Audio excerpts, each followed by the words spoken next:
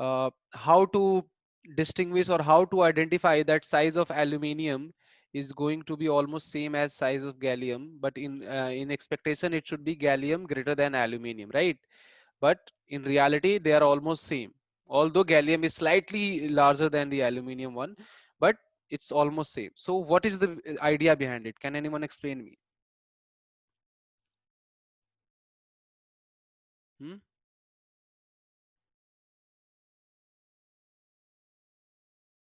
Anyone?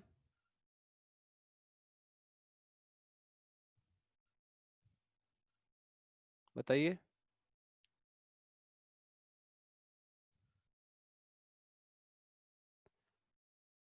नहीं, कोई बात नहीं,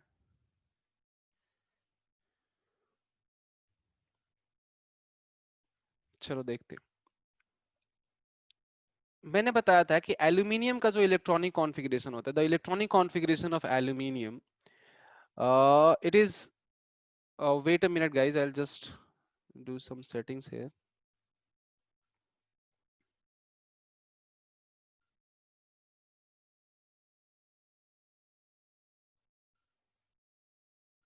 okay, now, so if we want to discuss about aluminium, so the electronic configuration of aluminium will be the outer shell configuration is what we'll mostly focus on. So it is 3s2 and 3p1, right? ये होगा configuration aluminium का। बता देना सबको, किसी को doubt हो confusion हो तो बता देना मुझे। नहीं है? ठीक है, तो सर ये समझ में आ गया हमें। अब अगर हम बात करें गैलियम की, इंडियम की या थैलियम की, तो उनमें कुछ ना कुछ चेंजेस आएंगे। क्या चेंजेस आ रहे हैं सर? तो सर गैलियम का जो इलेक्ट्रॉनिक कॉन्फ़िगरेशन है उसके आउटर सेल में तो कोई दिक्कत नहीं है, हमें 4s2 एंड 3p1 ही होगा। लेकिन सर 4s2 और 3p1 के बीच में, 4s2 है आउटर कॉन्फ़िगरेशन, तो अगर एनर्जी के अकॉर्डिंग ऑर्बिट को अगर अरेंज करें हम लोग सर, तो वो कुछ ऐसा दिखेगा अपने को। कैसा दिखेगा कि 3p1 3d कितना होता है बोलो? 10 एंड 4s2, ये होगा। अच्छा सॉरी, 3p1 क्यों कर रहा हूँ मैं, 4p1 होगा, 3d आएगा 4p होगा, ठीक है। तो 4p, 4s2, 3d, 10 and 4p1। तो मैंने ये समझाया था कि जब यहाँ पे हम लोग स्क्रीन करा रहे हैं तो ये एस स्क्रीन कर रहा है, और जब हम यहाँ पे स्क्रीन करा रहे हैं तो क्या स्क्रीन कर रहा है? डी। तो डी का स्क्रीनिंग इफेक्ट जो होता है वो कम होता है एस से। तो अगर उसका स्क्रीनिंग इफेक्ट कम होगा तो वो न्यूक्लियस इजीली, मतलब न्यूक्लियस को वो शील्ड नहीं कर पा रहा है। किससे? देखो क्या हो रहा है कि काम, work of the inner orbital is to shield the nucleus from the outer shelled electron, ठीक है। अब ये जो आउटर इलेक्ट्रॉन है, अगर मान लो इसको कोई शील्ड करता है ऐसे, तो इसकी शील्डिंग एबिलिटी पे डिपेंड नहीं करती ये बात कि कितना ज्यादा फोर्स इस आउटर इलेक्ट्रॉन पे लगने वाला है। So in order to get that, or in order to understand that aspect, what we are going to do is we are going to compare shielding effect of the each and every inner orbit which is participating in the formation of this atom, or which is there in the atom. तो उससे क्या होगा sir? उससे ये होगा कि we'll be able to understand the effect of nucleus on the outermost electrons. Okay then. So 4s has greater shielding effect as compared to 3d. Yes or no? Yes. So if 4s has greater shielding effect, it means that 4s is going to shield the outer shell electron with more efficiency than the 3d one. तो इसका मतलब ये कि अगर 4s अच्छे से shield करेगा तो न्यूक्लियस का जो इफेक्ट होगा वो आउटर इलेक्ट्रॉन पे कम लगेगा। मतलब आउटर इलेक्ट्रॉन, न्यूक्लियस का इफेक्ट क्या है? न्यूक्लियस का काम है आउटर इलेक्ट्रॉन को अट्रैक्ट करना। अगर ये इफेक्ट कम हो गया मतलब आउटर इलेक्ट्रॉन को वो कम अट्रैक्ट कर पाएगा। वहीं अगर हम डी की बात करेंगे तो डी जो है उस केस में जब शील्डिंग कम होगी तो डी आउटर इलेक्ट्रॉन को अच्छे से अट्रैक्ट कर पाएगा। डी नहीं करेगा, मतलब डी के केस में जब डी शील्डिंग कर रहा है इनर डी, तो न्यूक्लियस अच्छे से अट्रैक्ट कर पाएगा। तो साइज कम हो जानी चाहिए। तो नीचे जाने पे सर साइज बढ़ती है लेकिन न्यूक्लियस खींच लेगा, क्यों? क्योंकि डी की शील्डिंग कम है, तो इसलिए वो डी उसको शील्ड नहीं कर पाएगा। किसको?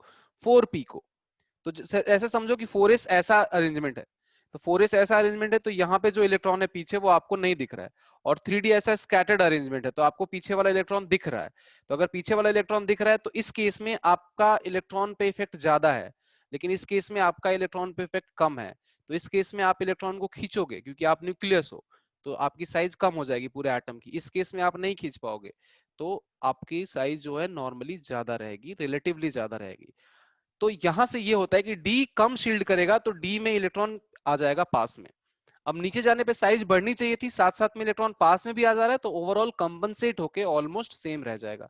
अब एक डाउट यहाँ पे ये आता है कि सर इलेक्ट्रॉन भी तो बढ़ रहे हैं डी में, ठीक है।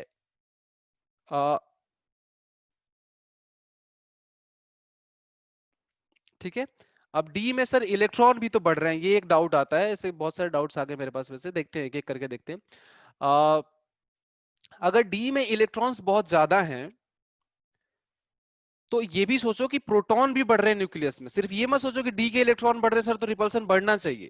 प्रोटॉन भी बढ़ रहे हैं न्यूक्लियस में, which are ultimately going to increase the nuclear charge as well. ठीक है, तो जैसे जब आपका ये डाउट आया था कि सर गैलियम में इलेक्ट्रॉन भी तो बहुत ज्यादा बढ़ रहे हैं, इन केस ऑफ गैलियम डी में बहुत सारे इलेक्ट्रॉन्स आएंगे, तो इलेक्ट्रॉन के साथ साथ प्रोटॉन आने की वजह से वो पास में आ जाएगा। तो Anisha, if you have got this concept then just raise your hand. Okay, ठीक है।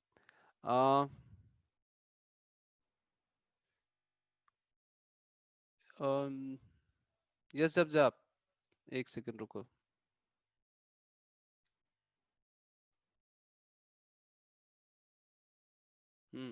अब बोलो जब आप। सर मैंने ये पूछना था कि गैलियम में जो हम एस ऑर्बिटल्स देखते हैं वो टोटल जो 4 एस ऑर्बिटल्स आएंगे, हम्म तो सर वो ज्यादा स्क्रीन नहीं करेंगे? अगर हम एल्यूमिनियम के देखें वो तो सिर्फ 3 ही एस ऑर्बिटल्स आएंगे उधर। तो इलेक्ट्रॉन भी तो ज्यादा है ना न्यूक्लियस में, फिर नहीं समझे? न्यूक्लियस में प्रोटॉन भी तो ज्यादा है ना गैलियम में। देखो, एक दो तरह से कंपेयर करते हैं हम चीजों को। एक, आप जैसे नंबर ऑफ प्रोटॉन देखो, एल्यूमिनियम में नंबर ऑफ प्रोटॉन कितने हैं? एल्यूमिनियम का एटॉमिक नंबर क्या होता है? आप ये देखो कि जब हम एल्यूमिनियम से गैलियम में जा रहे हैं तो टोटल नंबर ऑफ प्रोटॉन्स जो बढ़ रहे हैं न्यूक्लियस के अंदर, वो कितने बढ़ रहे हैं? 4s के 2, d के 10 12 प्लस p का 1, टोटल 13 इलेक्ट्रॉन्स बढ़ रहे हैं। समझ रहे हो? तो एक s ऑर्बिटल बढ़ तो रहा है जो 2 इलेक्ट्रॉन कैरी करता है, लेकिन उसके साथ साथ उसमें 13 इलेक्ट्रॉन्स भी इंक्रीज हो रहे हैं, which are ultimately going to increase the attraction as well.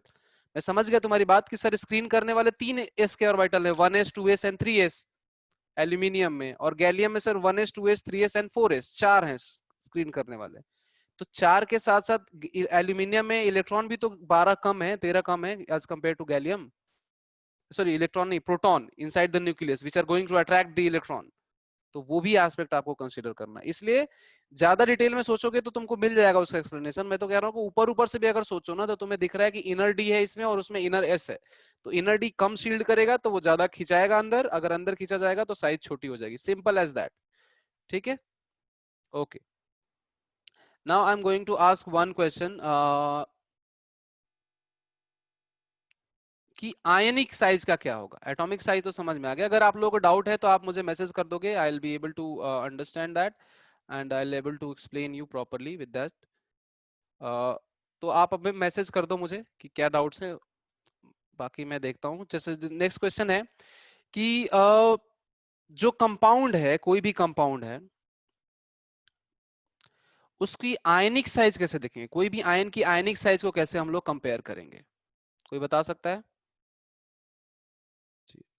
Yes, so again I'll repeat this. What we are trying to do is we are trying to form an anion and cation, and we want to compare those radii of cation, anion and simple atom, which will be the largest one and which will be the smallest one.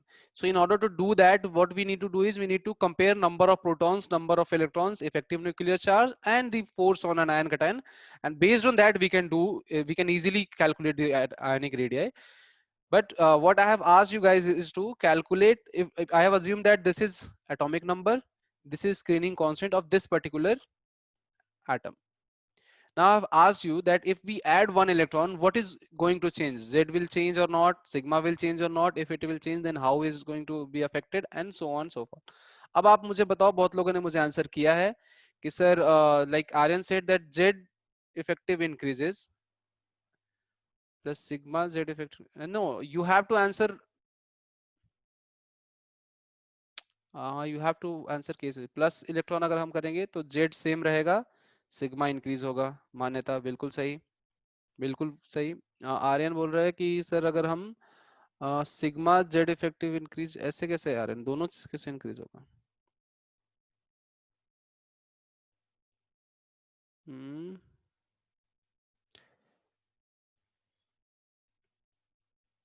Atom loses organisation, सही है। Z same रहेगा, बिल्कुल सही बात है, Z same रहेगा। जितने लोगों को ये बात समझ में आ रही है वो बात सही, Z will be same and sigma will increase. Sigma is not going to increase all the time, Mankiran, but yeah, you've got the point that Z will remain same. Manyata says that when we remove the electron, Z will remain same, but sigma will decrease. That's correct. And when we add an electron, Z will remain same and sigma. What we are doing is we are changing electrons only. We are not changing protons. So atomic number is not going to change, because atomic number is number of protons in any particular atom or ion. So number of protons are not changing. What we are changing is we are adding or removing electrons. So only electrons are changing. Now electrons affect only effective screening constant.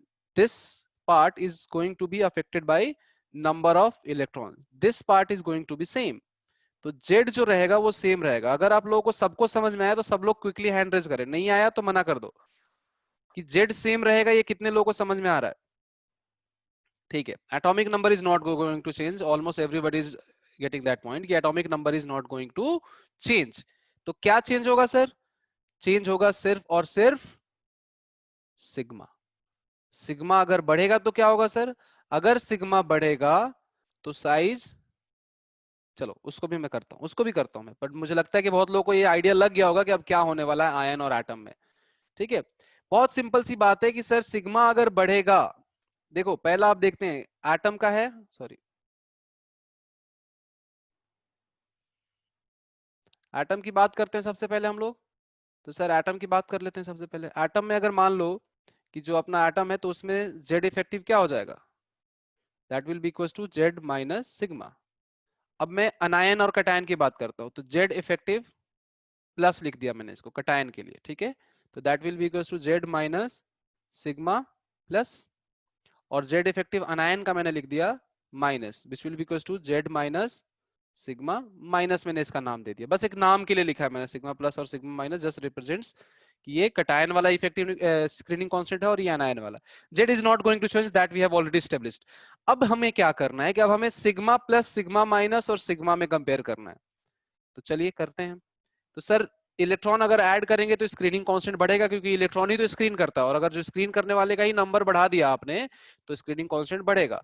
तो हम लोग बोल सकते हैं, अगर आपको समझ में आए तो मुझे बताना कि sigma positive will be the smallest screening, then sigma and then sigma minus। क्या ये बात आपको समझ में आ रही है?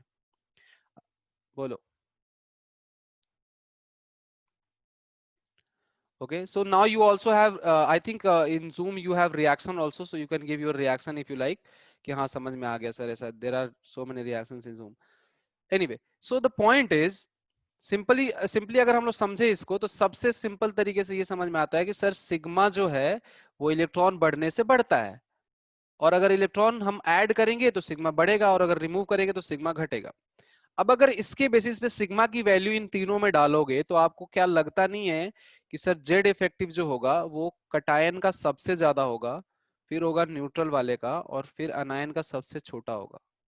क्या ये आपको समझ में आ रही है बात? बताओ। कुछ नहीं, मैंने मैथमेटिकली प्रूव किया है, इसमें कुछ किया ही नहीं है मैंने। तो तुमको समझ में आ रही होगी, तो समझ में आ गई होगी बात कि मैं क्या बोलना चाह रहा हूँ। बोलो, बताइए।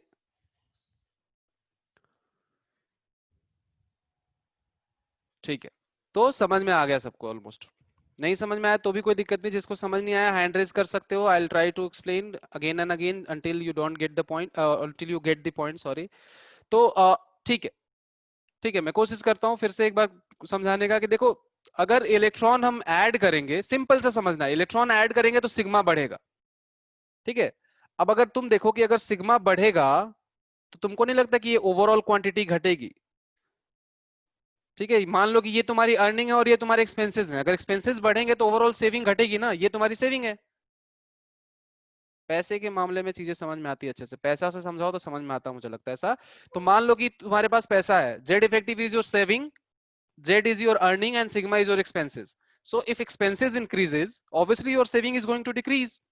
तो अगर expenses कब बढ़ते हैं, जब इलेक्ट्रॉन ऐड करते हैं। तो यहाँ पे क्या है सेंस, जब आप एक्सेसरीज परचेज करते हैं तो आपके वो इलेक्ट्रॉन हो गया एक्सेसरी। तो अगर एक्सेसरीज को परचेज करते हो, आप कोई चीज खरीदते हो, तो इसलिए आपका जो एक्सपेंसेस है वो बढ़ेंगे, फिर सेविंग कम हो जाएगा, राइट। तो वही होता है इलेक्ट्रॉन में भी, जब हम इलेक्ट्रॉन ऐड करेंगे तो सिग्मा बढ़ जाएगा, विच इज एक्सपेंस। अगर सिग्मा बढ़ेगा तो इफेक्टिव न्यूक्लियर चार्ज कम होगा, अगर इफेक्टिव न्यूक्लियर चार्ज कम होगा तो वो इलेक्ट्रॉन दूर जाएगा, समझ रहे हो। तो यहां से ये समझ में आ गया कि sir effective nuclear charge of cation is greater than neutral atom is greater than anion of the same atom, we are discussing about same atom, not some other atom। तो सर यहां से हम बोल सकते हैं कि अगर साइज का कंपैरिजन की बात हो अगर सेम एटम के लिए, तो सर सबसे जो छोटा होगा वो कौन सा होगा, कौन बताएगा।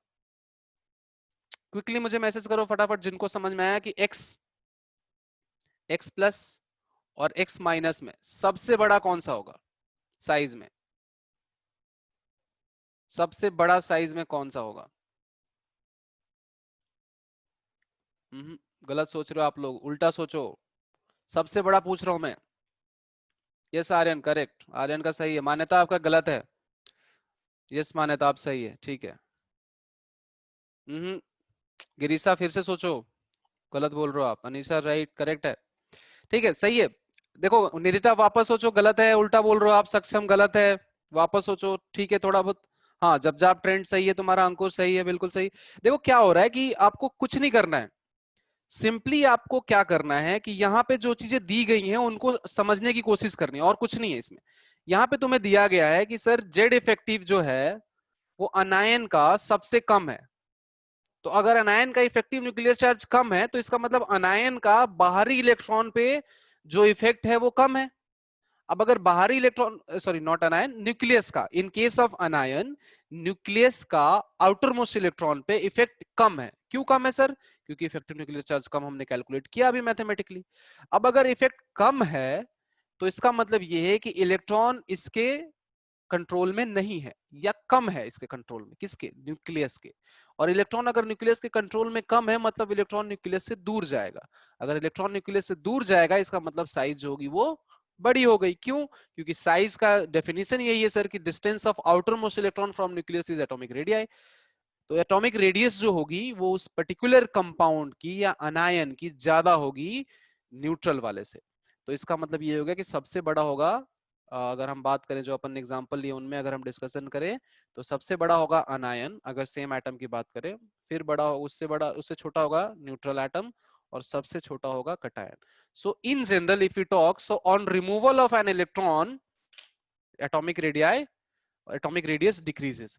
और सिंपल सी भी बात है यार कि जो सबसे आउट, किसको रिमूव करेंगे हम लोग, जो सबसे बाहर का इलेक्ट्रॉन होगा। अगर सबसे आउटर मोस्ट वाले को तुमने रिमूव ही कर दिया तो ऑब्वियसली साइज छोटी हो गई ना थोड़ी सी, क्योंकि उससे जब नियरेस्ट वाला जो होगा वो अब आउटर मोस्ट इलेक्ट्रॉन हो गया, समझ रहे हो। तो what we are trying to establish is, जो चीज है जो हमें आप नॉर्मली भी सोचोगे कि सबसे आउटर मोस्ट इलेक्ट्रॉन था, अब तुमने एक और इलेक्ट्रॉन ऐड किया तो ऑब्वियसली वो आउटर मोस्ट से थोड़ा बाहर होगा, तो साइज बढ़ गई। अगर तुम्हारा आउटर मोस्ट इलेक्ट्रॉन उसको तुमने रिमूव कर दिया तो ऑब्वियसली अब आउटर मोस्ट थोड़ा जो अंदर वाला होगा वो आउटर मोस्ट हो गया, तो साइज छोटी हो गई। तो size of cation is the smallest, neutral atom is in between the anion and cation। बोलो ये बात समझ में आई तो, ठीक है। अब मैं आपसे अगर पूछूं, सब लोग देखेंगे और समझेंगे और मुझे बताएंगे। अब मैं आपसे पूछूं कि आप बताओ कि oxygen, oxygen minus and oxygen 2 minus में, ठीक है, ऑक्सीजन, इसको ऐसे लिखते चलो, इसको थोड़ा और अच्छे से समझाता हूं मैं।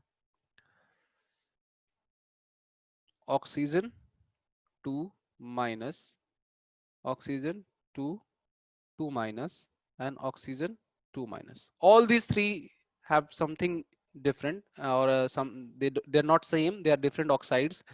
इनके कुछ नाम्स भी हैं, तो मैं थोड़ा थोड़ा नाम इंट्रोड्यूस करना शुरू करूंगा आप लोगों को, ताकि धीरे धीरे याद रहे विथ टाइम।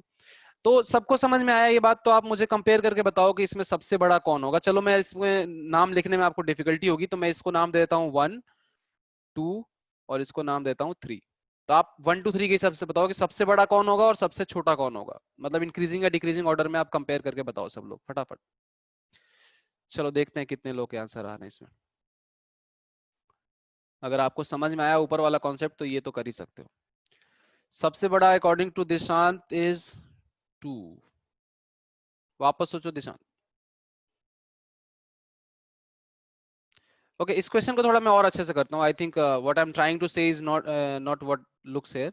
तो मैं थोड़ा क्वेश्चन लिख देता हूँ। यहाँ से क्वेश्चन शुरू हुआ है। क्वेश्चन आपसे ये पूछा जा रहा है कि size of oxygen is larger in, ठीक है, ये क्वेश्चन है। या फिर अरेंज देम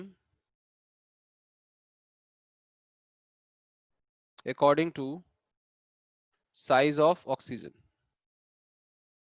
ऑक्सीजन एटम की साइज बतानी है। अभी आपको मॉलिक्यूल दिया है, बट उस मॉलिक्यूल में एक एटम की साइज अगर हम देखें तो किसकी ज्यादा होगी, इस वाले में, इस वाले में, इस वाले में, किस में ज्यादा होगी?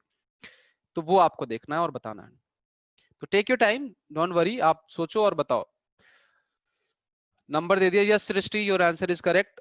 जब जाप आपका आंसर करेक्ट तो है, पर ट्रेंड सही नहीं है। आपने सही बोला है कि वो सबसे ज्यादा तो आपका सही है, लेकिन सबसे कम सही नहीं है। तो वापस, हाँ अब सही है, ठीक है। निदिता, यस। निदिता, नहीं निदिता, तुमने बहुत गड़बड़ी कर दी, वापस सोचो। निदिता आप वापस सोचो, जो आपका सबसे छोटा है एक्चुअली में वो सबसे बड़ा है। तो वापस उसको सोचो और बताओ। ठीक है, ठीक है। आप मान्यता है, इज इट इंक्रीजिंग और डिक्रीजिंग ऑर्डर? तरनप्रीत, नहीं आपने उल्टा लिख दिया तरनप्रीत, आप उसको फिर से रीचेक करो। पर ऑक्सीजन एटम बताना है, ठीक है? तो ऑक्सीजन एटम के हिसाब से देखना है। इंक्रीजिंग के अकॉर्डिंग मान्यता आपका सही है, सबसे ज्यादा लास्ट वाला ही होगा। यस मन किरण, आपका भी ठीक है। तो मोस्टली आपको ये कॉन्सेप्ट समझ में आ रहा है सब लोगों को कि यहाँ पे क्या हो रहा है कि ऑक्सीजन के हिसाब से देखना। सर तो पहले हम पर ऑक्सीजन एटम चार्ज देख लेते हैं कि किस पे चार्ज ज्यादा है। तो सर पर ऑक्सीजन एटम अगर हम चार्ज देखेंगे तो यहाँ पे दो, इन दोनों में दो दो ऑक्सीजन एटम है और इसमें सिर्फ एक ऑक्सीजन एटम है। तो यहाँ पे पर ऑक्सीजन एटम चार्ज कितना हुआ? -2। यहाँ पे सर दो ऑक्सीजन एटम मिलके दो नेगेटिव चार्ज शेयर कर रहे हैं, तो एक ऑक्सीजन पे कितना आएगा? -1। तो सर यहाँ पे -1 चार्ज है पर ऑक्सीजन एटम। और यहाँ सर दो ऑक्सीजन मिलके एक नेगेटिव चार्ज शेयर कर रहे हैं, तो ओवरऑल कितना आएगा? -12। तो सर जिस पे नेगेटिव चार्ज ज्यादा होता है ऑब्वियसली उसकी साइज ज्यादा होगी, क्योंकि उसमें ज्यादा इलेक्ट्रॉन्स हैं।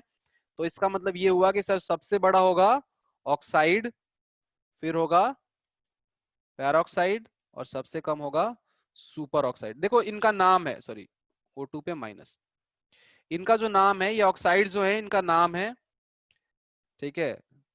तो वो भी मैं आपको लिखवा देता हूं कि जब ऑक्सीजन एटम पे, जब सिंगल ऑक्सीजन एटम पे 2- हो, तो इसको हम बोलते हैं नॉर्मली जो ऑक्साइड आप लोग पढ़ते हो, ठीक है? जब दो ऑक्सीजन एटम मिलके दो चार्ज बेयर कर रहे हो तो उसको हम बोलते हैं पैरोक्साइड, ठीक है? और जब दो ऑक्सीजन एटम मिलके एक नेगेटिव चार्ज बेयर करते हैं तो उसको हम बोलते हैं सुपर ऑक्साइड। क्या बोलते हैं? Super oxide. और इन सबके कुछ ना कुछ ऑक्साइड के तो बहुत सारे एग्जांपल, जैसे कि कैल्शियम ऑक्साइड, ठीक है, magnesium oxide, etcetera, not O2, O, ठीक है। पैरोक्साइड के एग्जांपल है, और पैरोक्साइड के एग्जांपल तो यार क्या बताऊं मैं अब। आप लोगों ने अगर जो आप लोगों में से, मैं बहुत बार बच्चों को बताता हूँ कि जो लोग भी फैशन और मेकअप में हैं थोड़ा सा, तो उनको समझ में आएगी बात कि एक ऑक्सी ब्लीच करके आता है। अ, क्या बोलेंगे उसको, जो भी ब्लीच आता है एक्चुअली फेस ब्लीच करने के लिए या ब्लीचिंग के काम आता है। तो ऑक्सी ब्लीच में क्या होता है, ये पेरोक्साइड ही यूज होता है, जो अपने आप ऑक्सीडाइज होके आपकी स्किन को, या जो भी वो ऑब्जेक्ट्स, जो भी इंप्योरिटीज है उनको, इंप्योरिटीज का डर्ट वगैरह है उनको ऑक्सीडाइज करके बाहर निकालता है। तो ऑक्सी ब्लीच में ये पेरोक्साइड ही यूज होता है। और सुपर ऑक्साइड का एग्जांपल मैं आपको बताता हूँ K2O, सॉरी अपने को क्या करना है, sorry KO2 not K2O, K2O तो ऑक्साइड हो जाएगा, KO2 ये एक सुपर ऑक्साइड है, और ऐसे बहुत सारे सुपर ऑक्साइड है। सुपर ऑक्साइड पता है कहाँ यूज होता है? सुपर ऑक्साइड यूज होता है जब हम स्पेस में जाते हैं, तो स्पेस में जाते टाइम जो ऑक्सीजन सिलेंडर या जो भी ऑक्सीजन के लिए सप्लाई जाता है यहाँ से, तो आप इतना सारा ऑक्सीजन कैरी करके नहीं ले सकते, because volume of oxygen is very high. तो इतना ज्यादा बड़ा आपको रॉकेट ही बनाना पड़ेगा, जितना ज्यादा आपको ऑक्सीजन की जरूरत है बॉडी को, उससे ज्यादा बड़ा आपको रॉकेट की जरूरत पड़ रही है भेजने के लिए। तो इट विल मतलब लोड कैरिंग कैपेसिटी तो ठीक है रॉकेट की, लेकिन वॉल्यूम ज्यादा नहीं कर सकते हम लोग। तो क्या करते हैं कि हम एक सॉलिड सब्सटेंस यूज करते हैं, ऐसे और भी हैं बट ये सुपर ऑक्साइड यूज करते हैं। ये क्या होता है, ये अपने आप डिकम्पोज होकर ऑक्सीजन में कन्वर्ट हो जाता है। ठीक है, ये अगर इसको डिकम्पोज करोगे, अगर इसके 2 मोल्स लेते हो 2KO2, तो ये डिकम्पोज हो जाता है और ये बना देगा K2O प्लस O2।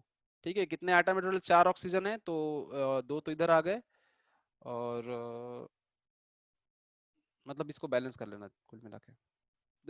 ठीक है, बैलेंसिंग आप कर लेना, इसको हो जाएगा, कोई बड़ी बात नहीं है। द थिंग इज कि अपने जो हो गए शायद बैलेंस, इसमें कितने हो गए ऑक्सीजन? 3/2 करना पड़ेगा इसको, तो हो जाएगा। 3/2 कर दो इसको। द पॉइंट इज हमें ऑक्सीजन ले जा रहे हैं यहाँ से नहीं, हम यहाँ से एक कंपाउंड ले जा रहे हैं जो सॉलिड है, तो वो छोटे वॉल्यूम में ऑक्यूपाई हो जाएगा, और वहां जाके हम उसकी रिएक्शन करा देंगे, या वहां जाए कोई केमिकल मेथड से हम लोग उसको ऑक्सीजन में कन्वर्ट कर लेंगे। तो अपना लोड कैरिंग कैपेसिटी तो है रॉकेट में, लेकिन रॉकेट में वॉल्यूम ज्यादा नहीं कर सकते हम लोग, तो इसलिए ऑक्सीजन डायरेक्ट नहीं ले जाते हैं स्पेस में। तो स्पेस में जरूरत पड़ता है सुपर ऑक्साइड का। खैर, सो लिक्विड ऑक्सीजन देखो, लिक्विड ऑक्सीजन भी यूज कर सकते हैं, लेकिन लिक्विड ऑक्सीजन को लिक्विफाई करके रख पाना, फिर उसके लिए फिर टेम्परेचर डिक्रीज करके ले जाना पड़ेगा। चलो स्पेस में तो फिर भी टेम्परेचर कम हो जाता है जाने के बाद, लेकिन प्रोसेस तो यहाँ से शुरू होगा ना। तो यहाँ से या तो एक रेफ्रिजरेटर भी डालो फिर रॉकेट के अंदर, समझ रहे हो? तो ऐसे बहुत सारी चीजें हैं जो जिसको लिमिटेशन को नलीफाई करने के लिए हो सकता है कि मॉडर्न जमाने में लिक्विड ऑक्सीजन भी यूज होता हो, बट मोस्टली जो है K2 मतलब सुपर ऑक्साइड्स प्रेफर किए जाते हैं, और सुपर ऑक्साइड ज्यादा मतलब यूज किए जाते हैं। Hydrogen peroxide is one of the examples, yes जब आप you are right. Sir element oxygen O2 2 minus और O2 minus. Elemental oxygen is oxygen, there is no negative charge, there is nothing. Elemental oxygen होगा, अगर molecule पूछा जा रहा है तो O2, अगर एटम पूछा जा रहा है तो oxygen, this is elemental oxygen. Okay, ठीक है। नेक्स्ट, कोई डाउट है? I think I didn't miss anything, सबका डाउट मैंने क्लैरिफाई कर दिया है। ठीक है, तो ये है। खैर, तो इस तरह से हम लोग साइज कंपेयर करें। कुछ एग्जांपल्स मैं आपको बताता हूं, आप लोग करो और मुझे बताओ कि साइज कैसे कंपेयर करोगे आप। जैसे कि क्वेश्चन है सीजियम प्लस, ठीक है, rubidium plus, hydrogen plus, lithium plus और पोटेशियम प्लस, इन सब की साइज आपस में कंपेयर करो। डरना नहीं है, आराम से करोगे हो जाएगा। अगर तुम देख के डर जाओगे कि इतने सारे को कैसे कंपेयर करेंगे, तो नहीं होगा। जिन लोगों ने group number wise periodic table याद रखा है वो तो यूं कर देंगे, उनको सोचना भी नहीं इसमें तो कुछ।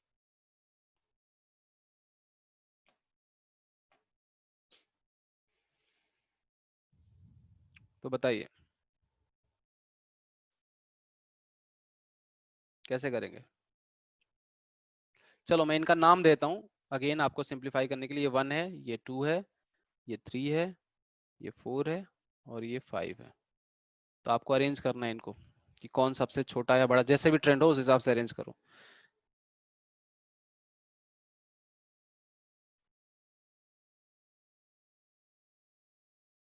करके बताइए, तब तक मैं नेक्स्ट टॉपिक लिख देता हूँ हेडिंग।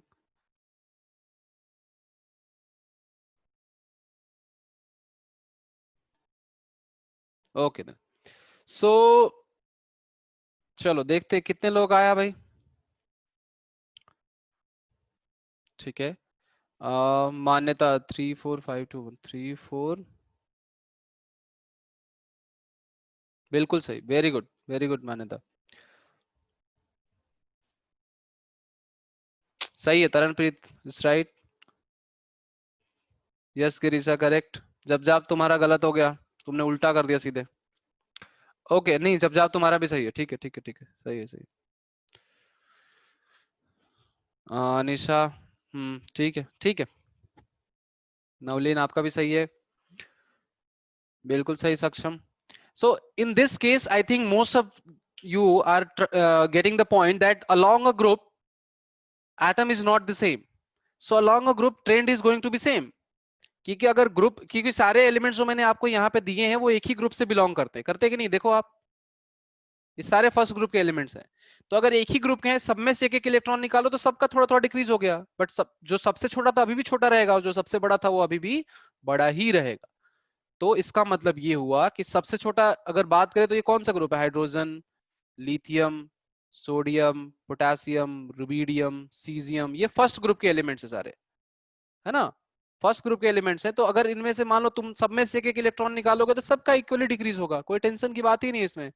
अगर सबको हाइड्रोजन प्लस कर दोगे, इसको लिथियम प्लस कर दोगे, इसको सोडियम प्लस कर दोगे, potassium plus, rubidium plus and caesium plus, तो इनमें सब में इक्वल डिक्रीज होगा। तो ये यहां भी down the group size increase हो रही थी, और यहां भी डाउन द ग्रुप जाओगे तो साइज इंक्रीज ही होगी, डिक्रीज नहीं होगी। तो अगर साइज इंक्रीज हो रही है तो आप बताओ कि सीजियम बड़ा सबसे, ऑब्वियसली सर सीजियम सबसे बड़ा हो जाएगा, तो 1 सबसे बड़ा हो गया। उसके बाद सर कौन बड़ा होगा, सीजियम से ऊपर कौन आता है, रुबिडियम, तो वो थोड़ा छोटा होगा उससे। फिर रुबिडियम से ऊपर कौन आता है सर, पोटेशियम, पोटेशियम है क्या कहीं ट्रेंड में, हाँ है सर पोटेशियम, तो फिर 5। फिर पोटेशियम से ऊपर कौन आता है, सोडियम, सोडियम कहीं है नहीं इस ट्रेंड में, तो कोई बात नहीं, नेक्स्ट मूव करेंगे, लिथियम है तो 4, और सबसे कम 3। तो ये है आपका एक्चुअल ट्रेंड साइज का, ठीक है। तो along a group size of cation and anion will vary as it varies in normal atom, ठीक है, ये आप लिख लो, along a group size of cation and anion, sorry, anion will have same trend as the original atoms of that group, ठीक है। कि sir group की बात करें अगर हम लोग, तो अलोंग द ग्रुप उनका साइज का, कटायन एनायन के साइज का ट्रेंड वही होगा जो उस ग्रुप का नॉर्मल ट्रेंड होता है, ठीक है, क्लियर है सबको। अलोंग अ पीरियड की बात करते हैं हम लोग, अलोंग अ पीरियड, तो अलोंग अ पीरियड भी सेम बात होगी, क्योंकि सब में एक एक इलेक्ट्रॉन ऐड कर रहे हो या सबसे एक एक इलेक्ट्रॉन रिमूव कर रहे हो, तो वही काम होगा सब में, ठीक है। तो यहां तक चेंज नहीं आता है, लेकिन चेंज कब आता है, वो आता है ये लास्ट टॉपिक जो मैं आपको समझाऊंगा। अब यही दिक्कत है कि जैसे अपन इसको समझेंगे, अगर आप लोग इसमें समझो अलोंग अ पीरियड, आप सोच के आना, फिर भी कोई अगर आपको एक्सेप्शनल एग्जांपल मिले तो सोचना, ये कोई बड़ी बात नहीं है, एक एक इलेक्ट्रॉन सब में निकाल रहे हैं, सब में डाल रहे हैं, तो ऑलमोस्ट सेम ही डिक्रीज या इंक्रीज होगा। लेकिन फिर भी अगर आपके दिमाग में कुछ नया थॉट आता है तो आप मुझे बिल्कुल शेयर करें। मैं मेन डिस्कस करने वाला हूं आइसो इलेक्ट्रॉनिक स्पीसीज। क्या किसी को पता है, अगर पता है तो बताओ कि आइसो इलेक्ट्रॉनिक स्पीसीज क्या होता है, हैंड रेज करो। आइसो इलेक्ट्रॉनिक स्पीसीज क्या होती है, जिसको पता है हैंड रेज कर सकता है, नहीं पता है तो मैं ऑब्वियसली बताऊंगा, कोई बड़ी बात नहीं है ये, कोई बात नहीं, नहीं पता है कोई बात नहीं। Iso electronic species, iso electronic, iso क्या होता है, आइसो वर्ड कभी सुना है क्या पहले,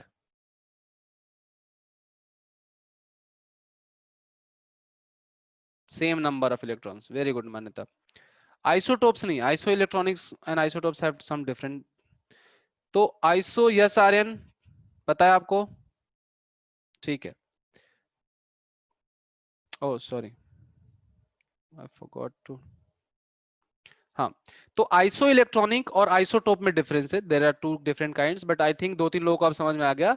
बहुत सिंपल है, isoelectronic same number of electrons, तो same number of electrons,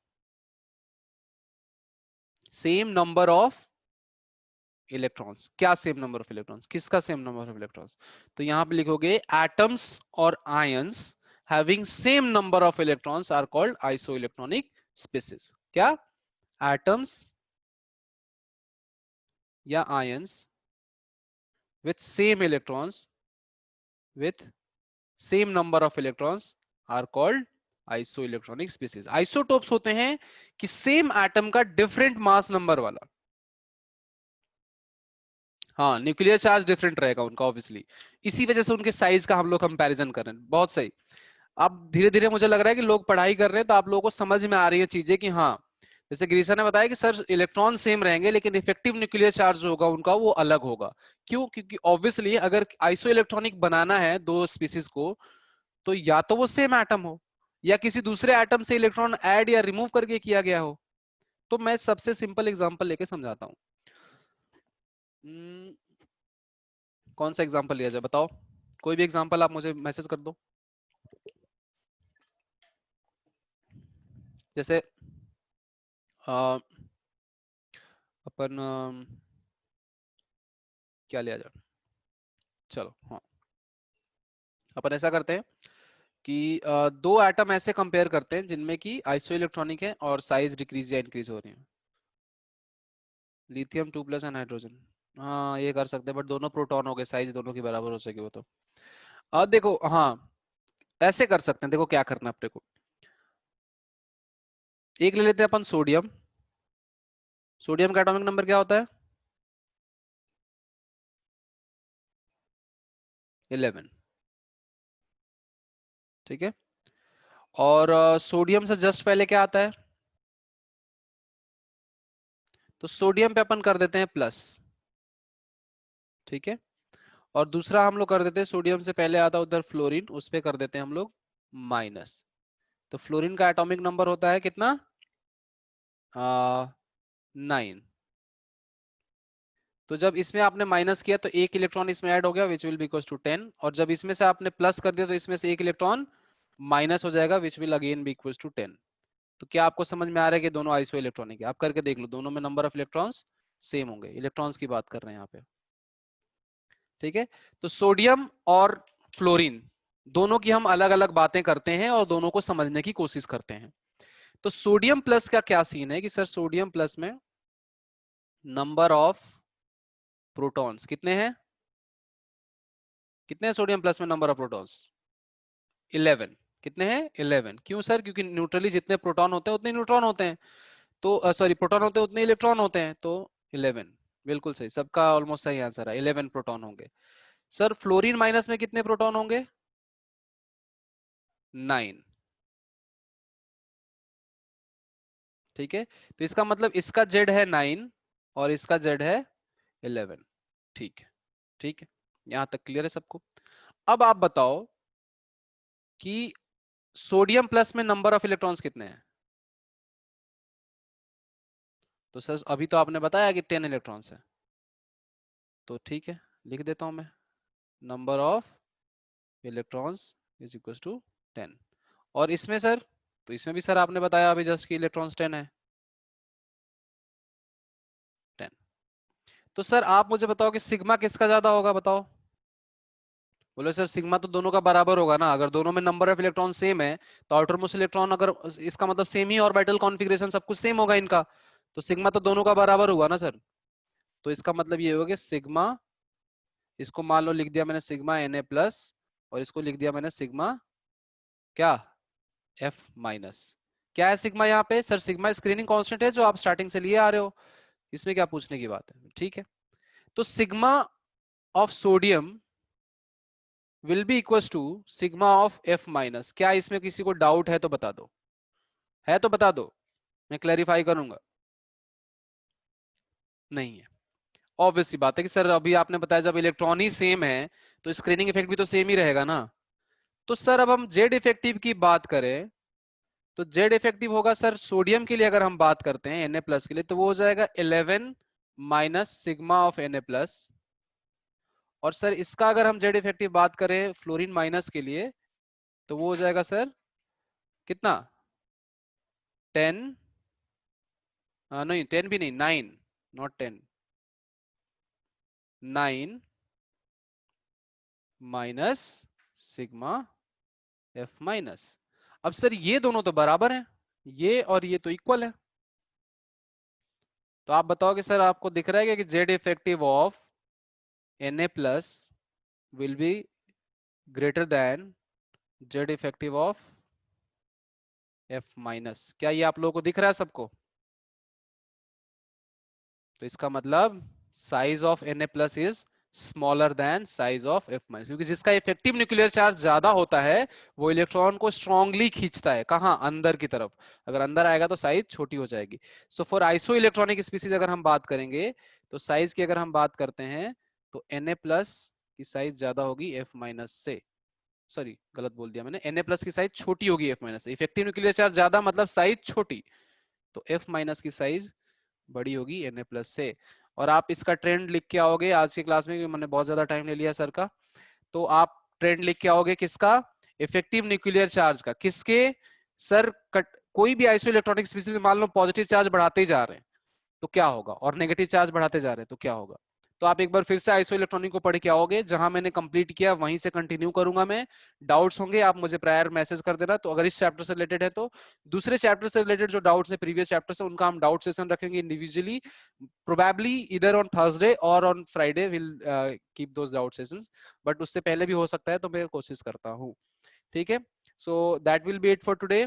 thank you very much guys, see you tomorrow.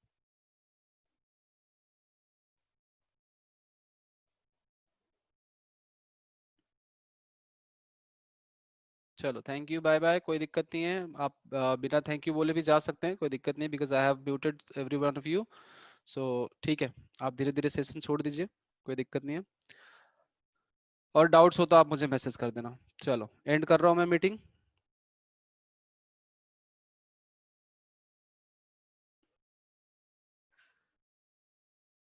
चलो बाय।